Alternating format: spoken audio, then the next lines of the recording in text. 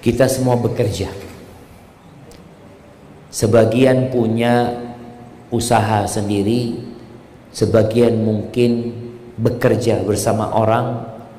Tapi yang namanya manusia hidup itu butuh ongkos, butuh biaya. Bagaimana sekarang kita menjadikan pekerjaan kita itu ibadah buat kita? Karena jangan sampai kita hidup diperbudak sama pekerjaan kita. Sebagian kita itu nggak pernah telat ketika bekerja, tapi telat ketika sholat. Antum lihatlah. Kalau dikatakan pekerja teladan itu seperti apa? Oh, Masya Allah, pekerja yang senantiasa datang tepat waktu, melakukan pekerjaannya dengan sempurna. Kemudian dia bisa mendatangkan fulus lebih banyak buat perusahaannya. Itu pekerja teladan. Tapi apa gunanya engkau teladan? Teladan di muka manusia, teladan di depan atasanmu, tapi ternyata engkau dipandang jelek dan buruk di hadapan Allah Azza wa Jalla. Sebagian kita terkenal di Majalengka, tapi ketika dia pindah ke kampung sebelah, ada yang tahu sama dia. Kita lihat sebagian artis itu, Masya Allah, mungkin dia punya follower 60 juta. Ketika dia berangkat umroh, tawaf bersama atau berangkat haji, ada jutaan manusia, mungkin nggak ada yang kenal sama dia. Maka hendaklah yang menjadi niat kita, bagaimana kita dikenal sama Allah Azza wa Jalla, walaupun semua di muka bumi ini nggak ada yang kenal sama kita. Maka di sini bagaimana pekerjaan kita itu bernilai ibadah.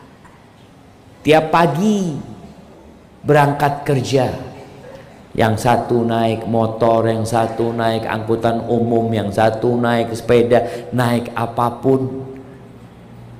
Maka kalau ingin pekerjaanmu jadi ibadah, yang harus diperbaiki adalah niat yang pertama. Karena innamal a'malu binniyat. Amalan itu tergantung niatnya.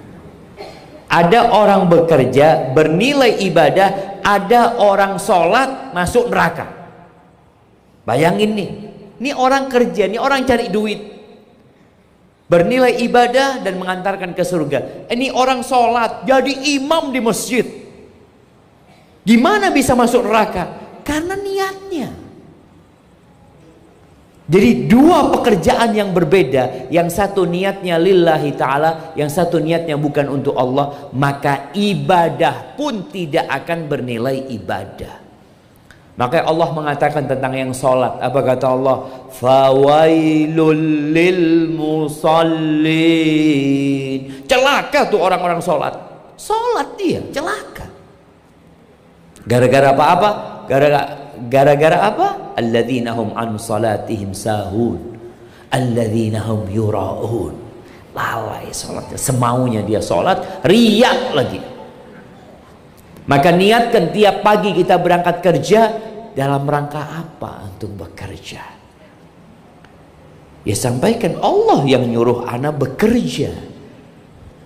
Bukankah Allah yang mengatakan fa idza qudiyatis shalah fantashiru fil ardi wabtaghu min fadlillah. Kalau selesai sholat, kalian bertebaranlah di muka bumi ini, cari karunia Allah, kerja. Jadi niatkan engkau bekerja, aku disuruh sama Allah bekerja. Dan Allah mengatakan inna salati wa nusuki wa mahyaya wa mamati lillahi rabbil alamin. Jadi muslim itu beribadah bukan hanya di masjid, bahkan ketika dia bekerja, dia bernilai ibadah karena niatnya. Allah nyuruh ana bekerja. Taib, ahibati fillah, pernah nih ada kejadian Nabi SAW bersama para sahabatnya melewatin seorang pemuda yang gagah perkasa. Dia lagi kerja, entah kerjanya mungkin ngangkut sesuatu, tapi yang jelas para sahabat itu takjub dengan dedikasi kerjanya nih orang. Lalu muncul komentar dari mereka, "Lau kana hadza fi sabilillah." Andai kata ini digunakan di jalan Allah, digunakan perang, jihad fi sabilillah, bukan digunakan untuk cari uang. Nih orang kan tenaganya untuk cari uang, waktunya untuk cari uang, semangatnya untuk cari uang, untuk bekerja. Maka para sahabat komentar, kalau ini digunakan di jalan Allah tentunya akan menjadi ladang pahala yang besar buat dia. Maka Rasulullah SAW meluruskan pemikiran yang salah ini.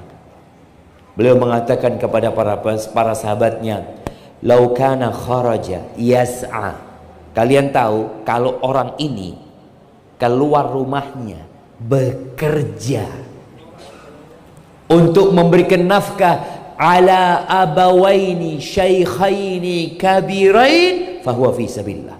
Kalau niatnya dia bekerja untuk memberikan nafkah kepada kedua orang tuanya yang sudah sepuh, yang sudah tua, maka dia terhitung fi sabilillah.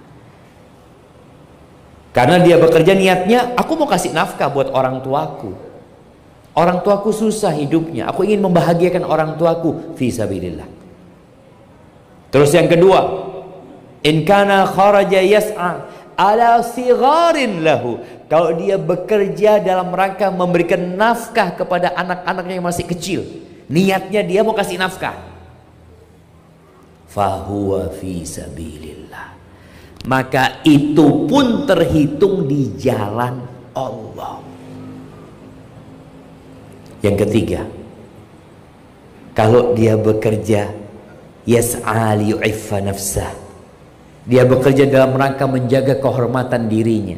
Dia bekerja supaya tidak jadi benalu di masyarakat, supaya tidak merepotkan kedua orang tuanya. Paling tidak dia bisa menafkahi dirinya sendiri, nggak minta-minta sama orang.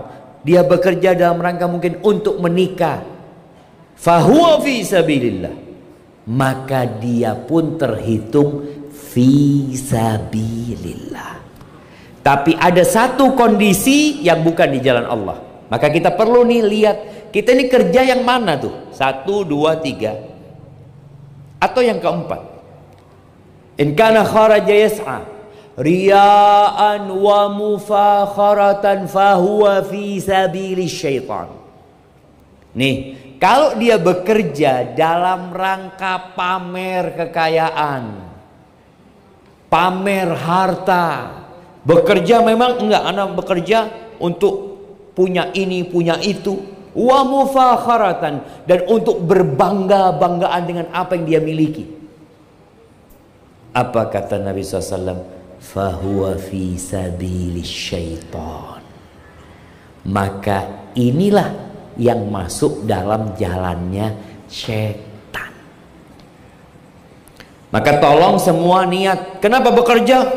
Ana Ustaz bekerja, ana lagi lembur nih Ustaz, soalnya ana mau beli motor, tetangga ana baru beli motor, masa ana kalah sama dia? Niatnya sudah berbangga-banggaan, bukan masalah memberikan nafkah sama orang tua, wala sama dirinya. Dan kebanyakan kita perlu berhati-hati jemaah. Kebanyakan kita itu sudah bisa memberikan nafkah, sudah nyaman, terkadang kita niatnya sudah ke sana, riyaan wa mufakharatan, untuk pamer dan untuk berbangga-banggaan. Maka ini yang di jalannya syaitan. Yang kedua, pekerjaannya harus halal. Mungkin dia berpikir, anak kan bekerja dalam rangka memberikan nafkah, menyekolahkan anak-anak. Itu jalannya syaitan. Karena kalau benar engkau lillahi ta'ala, Allah bikin aturan.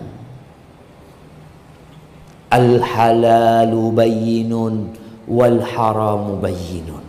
Udah jelas, yang halal udah jelas, yang haram udah jelas. Supaya bernilai ibadah, engkau cari pekerjaan yang halal. Maka di sini dituntut seorang muslim kalau mau bekerja, dia tanya dulu, Kira-kira kerjaan anak ini halal apa haram? Iyyaka na'budu wa iyyaka nasta'in.